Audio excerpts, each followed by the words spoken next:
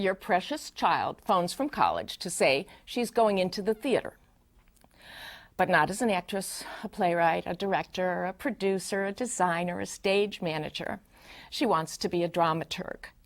How are you going to explain that to your friends? Welcome to Women in Theater. I'm Linda Weiner, theater critic of Newsday, and our guest today is Anne Cattaneo, who for 3 decades has been the dramaturg for some of the most important productions of plays by Tom Stoppard, Wendy Wasserstein, and many others. And she still has to tell us what she does. How sick are you of having to explain this? Over the years, I've sort of got a 50-word summary down. Oh, excellent. My father used to say, I wish you'd gone into a profession where I could explain to my friends what you're doing in a slightly easier So your manner. parents did have to, yeah. Although when I started, there was no such profession, so Yeah. I never studied it, and I kind of eased my way in later. But I think the easiest way to think about it is that it's very much like in publishing, the job of an editor or an acquisitions editor. So we read manuscripts. Most of us work at theaters, resident theaters around the country. Here in New York, there's about 15 of us, I guess, working. And then we are concerned with all things literary at the theater. It's definitely a behind-the-scenes job. We work in the artistic administration. So I edit at Lincoln Center right now, very happily with the great playwright John Guare, 6 Degrees of Separation. He and I edit a literary magazine called the Lincoln Center Theater Review. That's that wonderful magazine that sits there and they say, you know, don't be a jerk, give us $1. Put $1 in this thing if you need to, you know. But they're always interesting. Yeah. Yes, interesting. And you know, I prepare work for the actors on the productions that might be historical research. I work with authors if they ask me and if it's needed on revisions, and as an editor would do. For example, for Coast of Utopia, I have written a little program insert, very modest because you don't really need much to see Utopia. But when you come to the show, that'll be in your program stuffer. Okay, the Coast of Utopia is the Tom Stoppard trilogy, which, as we are taping, has not yet opened. Yes, we're in previews. But let's be really clear now. You are the dramaturg at the Lincoln Center Theater, and you have been since 88. Seems hard to believe I've been there that long, but yes, approaching 20 years. And I work with I've also a great former dramaturg, Andre Bishop, who's now the artistic director, but he was the literary manager at Playwrights Horizons, which was a new play theater. It still is a new play theater on 42nd Street when I was the literary manager at the Phoenix Theater. That's where I first met Wendy. We produced Uncommon Women and Others, and my first day on the job, my first professional, you know, you're very proud to have a job in New York City, was the second day of rehearsal of that play. And I walked into the rehearsal room, and I had known her from Yale, but briefly. We were both at the drama school together, and she turned to me in the rehearsal room and said, "Thank God you're here." So I always credit her, besides being a great friend, with that. That's a wonderful way to start your professional life, with that kind of a welcome. I would imagine that there are a number of directors and playwrights who don't say, "Thank God you're here." It totally depends. I mean, Liviu Chule, who was a director I greatly admire, Romanian director, now I believe retired or partially retired. He was at the Guthrie. Yes, yeah. and ran the Guthrie for a number of years and worked regionally quite widely. Once said, if you're climbing Mount Everest, you want all the help you can get.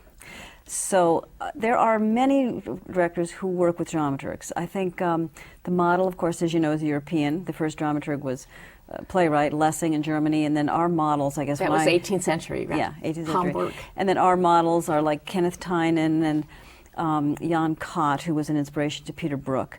And the directors that we admired, that when I started in the theater, directors like Peter Stein and Giorgio Strehler and Bergman all worked with dramaturgs. So the directors in the States I started to work with were a little bit in that mold. I worked very happily with, and still do, with Mark Lamos, Garland Wright, Adrian Hall, and Liviu. All of these people worked with dramaturgs. Some directors don't like to work with dramaturgs at all, and so you never work with anyone who doesn't want to work with you. I think all directors, they're the key people involved in production, of course. They run it, and they choose a team, and sometimes that might involve a dramaturg, and sometimes that might not.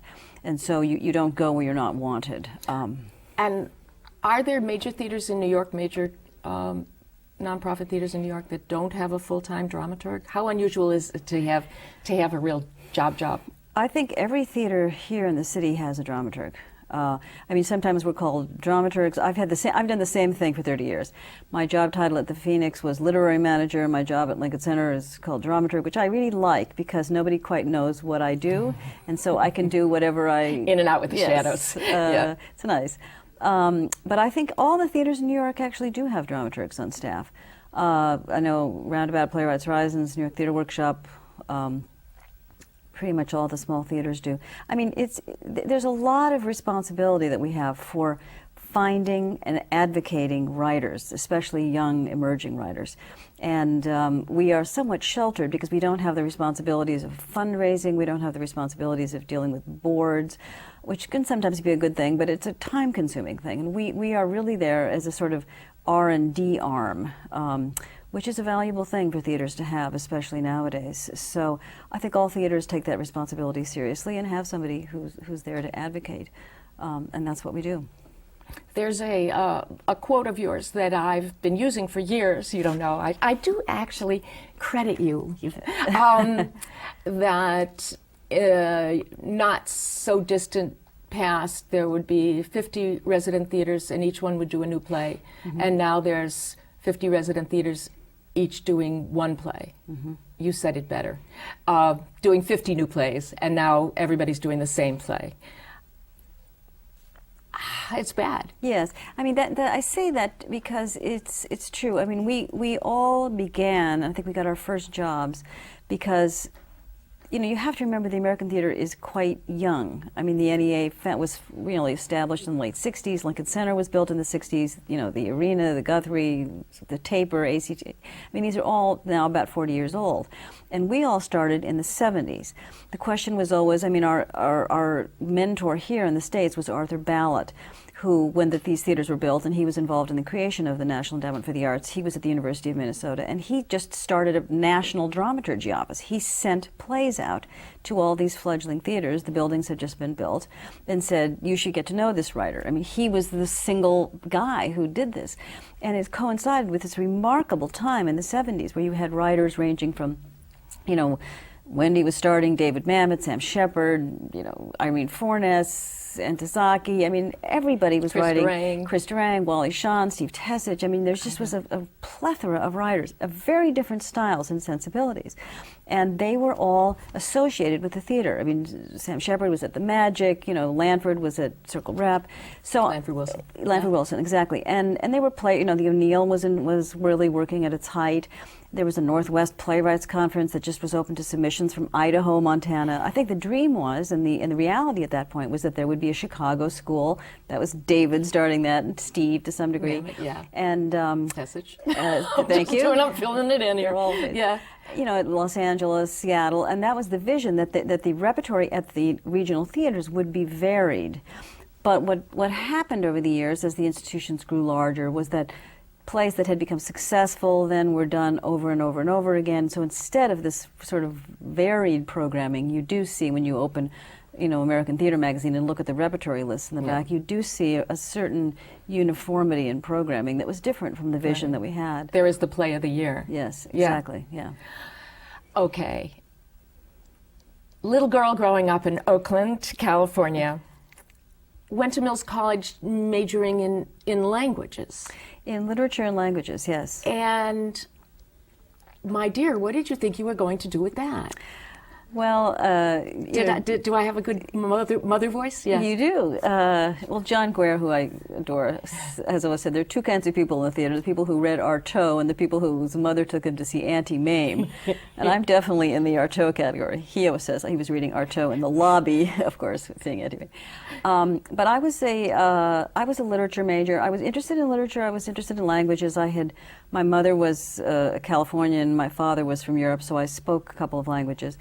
But I really didn't know what I wanted to do, and I think that's a good thing. I worry about kids now having to decide what they want to do too early. I think you should spend your time in college figuring it out. I actually went to college as a science major, but I was very interested in literature. And I found that I just loved plays. I loved theater. I loved Beckett. I loved Pinter. I loved Brecht. And, you know, it was the time of the Living Theater. Bill Ball was running ACT. And I sort of gravitated toward theater, but it was more of a literature aim. I had no interest in acting, never have had any interest in acting. You said again there's two kinds of people. People do anything to get on a stage and people who do anything to get off a stage. So I really wasn't sure what there was left to do if I wasn't going to act. I mean, I really knew nothing about the theater. I did not, everyone in my family were scientists, did not come from a theater background. But I was fortunate enough to meet Ed Hastings, who was a real... At ACT then, right? Yeah, a real key player in my life, and a very, very great guy who was the associate artistic director to Bill Ball. And that theater at that moment was just at its peak. It was an extraordinary theater. Alice Rabb was working there, and it was just a thrilling time to be part of that world. So I started writing criticism when I was in college for a little paper, and then it was thanks to Ed that he said, you should really go east and get a little bit more training and get some information about the theater. So he wrote me a letter. It was only because of that that I got into the drama school at Yale. Information for a critic? What a concept. Those were strange times. So I had to sort of look on a map to see where New Haven was. I'd never been to the East Coast. Is it closer to New York or closer to Boston? Pick an airport, and I went. And it was there that I, as a critic, realized that I wanted to be more part of the theater community. And because I had been in Europe, I knew a little bit about the job of a dramaturg. And so there was no training in dramaturgy. Nobody knew what it was at that point. So I actually went through the literature and criticism program, which was a PhD program or DFA program at Yale. But Robert Brustein, who was at that time running Yale, has always been in favor of dramaturgs, right? Well, at the time there were no dramaturgs, but he was in favor of something which I think is very important, which was the training of critics alongside the training of actors, playwrights, stage managers, designers, etc. Of course, he was one of the major critics and still is at that time, and that was a key point. He brought in a very distinguished faculty. It's interesting to note that just thinking of critics, over the years, if you look at the contributions of the graduates of the Yale School of Drama in every field, it's been major. But in that particular program, I don't think anyone has ever even found a job. I mean, the graduate, Michael Feingold, of course he writes for the Village Voice, but he had that job before he came to drama school, so that's always been a little interesting. But I started to think about the notion of being a dramaturg when I was finishing there. But when did you go to the Sorbonne? I went there before I went to Yale. Okay. Yeah, when I was younger. Okay. But I had the only story to tell you was that I knew about the job, so I went to Howard Stein, who I greatly admire. He was a great friend of Wendy Wasserstein's too, who was the dean, cared for all of his playwrights, and said, I've heard about this job, I'd like to try and do it. He'd never heard of it and said, as usual, go ahead, try it. So there was a production of Sean O'Casey's Cock-a-Doodle Dandy. I loved Sean O'Casey. This is a very interesting and strange play. Bobby Lewis, the great Bobby Lewis, was directing. So I was like 22. So Howard said, go. So I went to Bobby Lewis and I said, I'd like to do some research on this play. It's, a story of a village. I think Meryl Streep was in it, who's a great friend of mine. And, village girls go mad in the course of a night and they grow horns. So the costume designer had to put little horns and little headbands that raised up. And of course the horns didn't work. So he said to me, he was a real character, darling, I love that idea. He had no idea what I was talking about. Why don't you go over to Sterling Library and do a lot of research and come back on opening night? So that was my official introduction until I met Wendy that first day later in the professional world. If there's a term set designer and there's a term costume designer, if you had to fill in a word for what you do, designer, I was playing with conscience designer. Well, I don't know that it's so much conscience. I think what I do has always been done. The director, the job of director is only a 19th century invention. Shakespeare's company had no director, but somebody got the plays up and figured out where they had to go, enter and exit. Do the historical research. Yeah.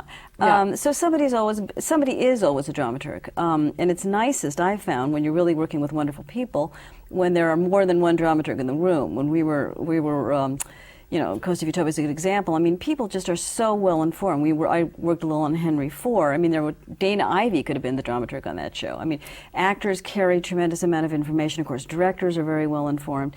But it just is filled in by various people. We work now under different rehearsal obligations. Peter Stein and the Schaubühne people who I used to know, they would rehearse a play for a year. We have a longish rehearsal time at Lincoln Center, but it's still less than a year. It's about a month or a little bit more than that. So the amount of information that you really want, the amount of background that's needed is still compressed when you don't have that amount of time, but it's brought to the table by everyone, really. Let's talk about Stoppard a little, because you're working on Coast of Utopia now. You also worked on Arcadia, Be Still My Heart.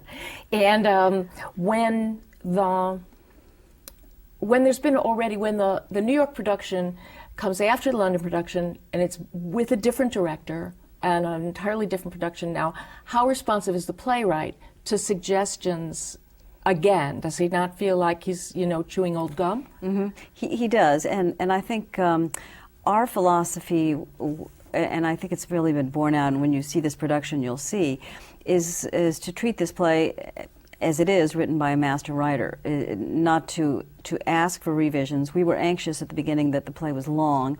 It's turned out to be not so long. And our approach to the production, when I say our, I'm talking about Jack O'Brien, who's our director, has really been to elucidate it in a way that clarifies things. So when we sat down to meet, and he's been working with Tom on this for years, I mean, they've had a series of meetings, but we met with Bob Crowley and Scott Pask, who are our set designers, about a year ago, last December. The question was really, how can we clarify this emotionally? How can we make it accessible? And Tom has done a little work, and there's been things asked of him, but it's not a major revision. But this is the 19th century history of Russian progressive thought. Yes, or it's actually, as we're saying, it's a story of 5 friends who meet at the University of Moscow. Forget I said that about the progressive thought. Right. But it's interesting. I mean, I was fascinated because I'm, for each play that I work on, whether it's, Langston Hughes or Neil Hurston's Mulebone, or whether it's Tom Stoppard's Coast of Utopia, you have a completely different world to begin to explore. So I'm not an expert on Russian history by any means, although I've done quite a bit of work this last year looking into that. But I was fascinated by some population statistics.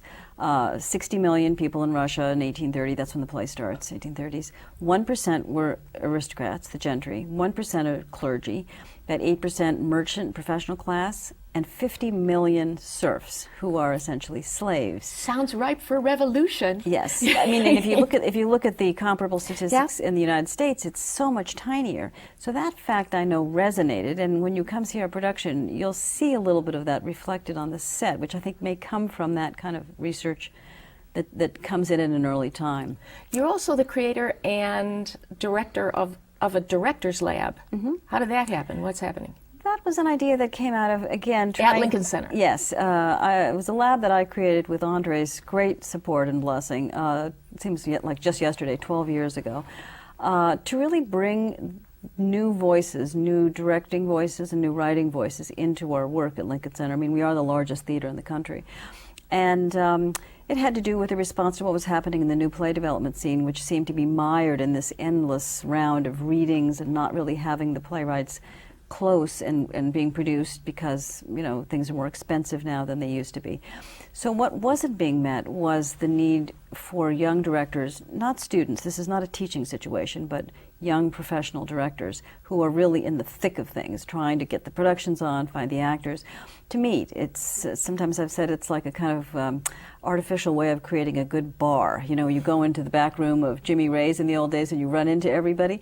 This is a chance for people from all over the country and really now from all over the world. We work with about 6 embassies on a regular basis. We have about 100 directors come in every year, and writers and designers who work with them.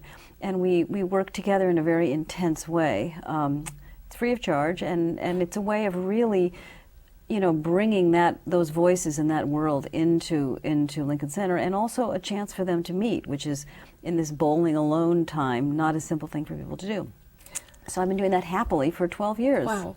So you work both with new plays and with so-called classics, and you were also involved in the Carnival, the Carousel revival, the musical Carousel. No, I wasn't involved. I have a colleague at Lincoln Center. We have a very, our staff at Lincoln Center we call the Indianapolis 500 Pit Stop Crew. It's a small staff, but we work very closely together. But my colleague, Ira Weitzman, is the music theater, I want to call him the dramaturg, but he's the producer of the music. Ira Weitzman is actually he does the musical I do the play. Version of the play. Yes, okay. Yes. You also translate. I've done quite a bit of translating, and then I think the project that you may be thinking of that I worked on that I loved was our little production of The Orphan of Zhao, directed by Shizhen Chen, who directed the Peony Pavilion. Yeah, for Lincoln Center Festival. Yes, right? and we developed that out of the Director's Lab, which had some music by Stephen Merritt involved, who I am very fond of. Now, as the past president for 3 terms of the Society of Dramatic, yes, Literary Managers and Dramaturgs of the Americas. Yes. Of the Americas, too. Because we're not just You're America. not just America.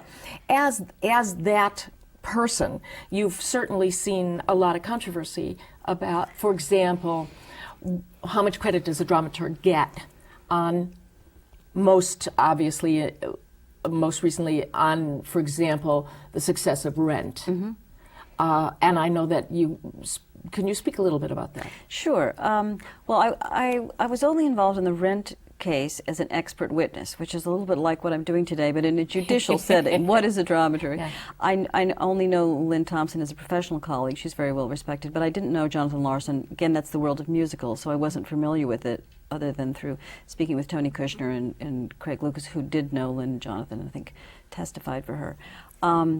I noticed at that time, and that's one of the reasons I wanted to get involved with it, that there were, I think, 5 shows that had moved to Broadway that were created with the help of dramaturgs. The first one, obviously, being Angels in America. Tony Kushner actually gives Oscar Eustis, who's now the artistic director at the Public, a percentage of that show. Janice Perrin had done some wonderful work on Having Our Say.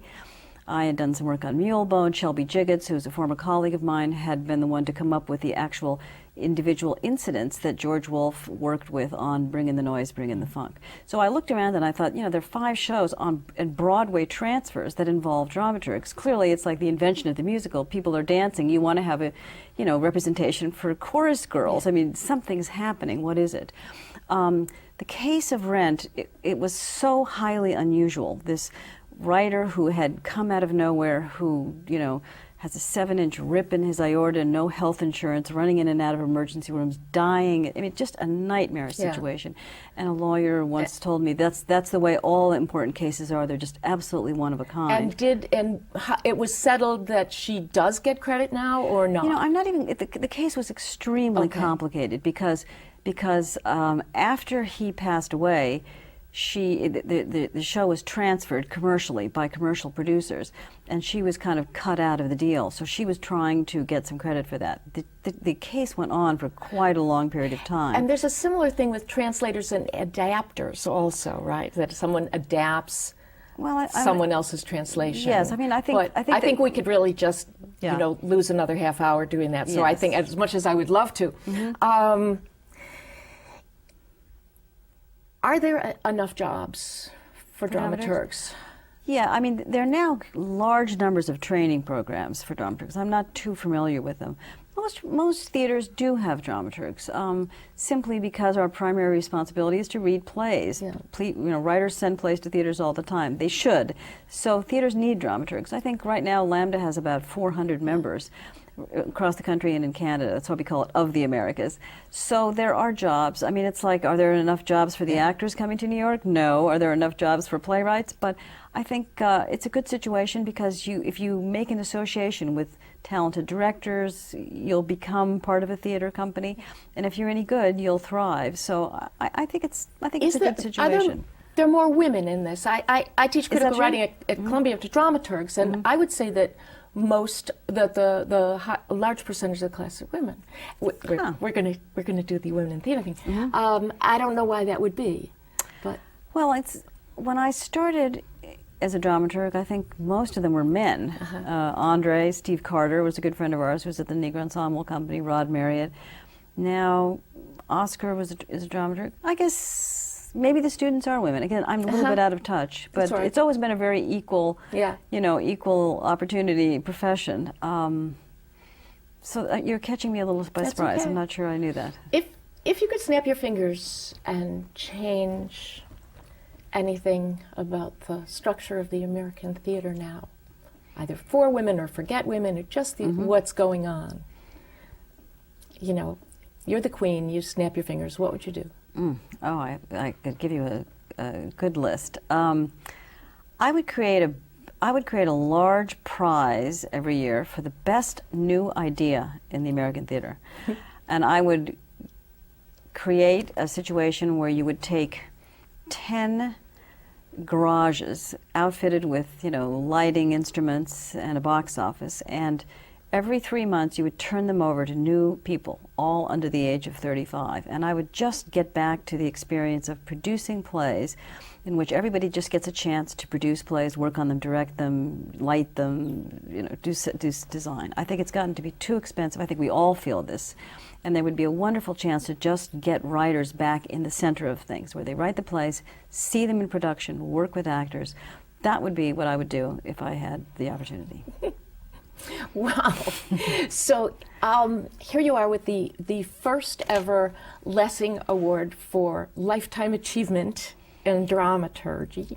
And, you're 12 years old. So we're really delighted to have had you here. Thank you. Cattaneo, thank you for being here. And thank you for joining us. On behalf of the League of Professional Theater Women, I'm Linda Weiner, and this has been Women in Theater.